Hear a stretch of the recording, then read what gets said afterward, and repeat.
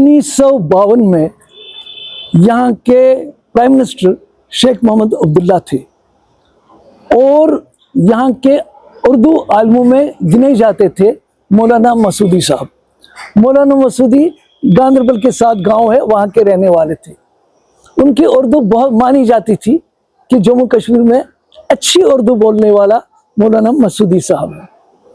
तो जब उन्होंने एक लिस्ट दे दिया जम्मू कश्मीर में क्या क्या ज़रूरत है तालीम के हवाले से, मौलाना आज़ाद साहब के पास जाएंगे, वो मरकज़ में मिनिस्टर है, एजुकेशन मिनिस्टर, उनसे बात करेंगे। तो मौलवी मसूदी साहब चले गए दिल्ली। दिल्ली में मौलाना आज़ाद साहब के पास गए, उन्हें चिट्ठी दे दी शेख मोहम्मद अब्दुल्ला की, कहा मुझे हमने तालीमी निज़ाम को सुधारना है J&K में, आप हमें ये ग्रांट्स दीजिए, ये करना है, ये रिवाइव करना है।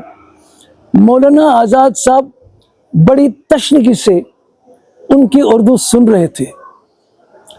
फिर 10 मिनट जब बात की, 20 मिनट जब बात की, तो उन्होंने उसे कहा आपकी मादरी ज़बान क्या है? उन्होंने कहा मेरी मादरी ज़बान गोजरी है। कहा मौलाना मसूदी साहब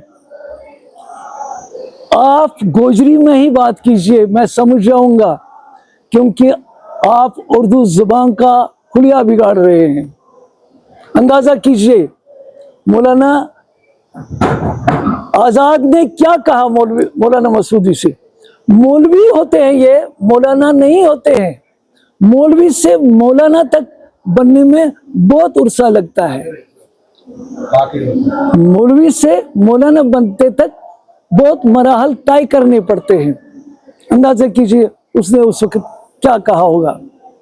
तो ये बात उन्होंने आकर कि मुझसे गलती हो गई है, शेख साहब को कहा कि मौलाना साहब ने मुझे कहा, क्योंकि वो मौलाना आज़ाद जो 18 साल की उम्र में अल हिलाल अखबार निकलता था, जब बड़े बड़े आलिम कहते थे ये लड़का कौन है, वो कहते थे यही मौलाना आज़ाद है।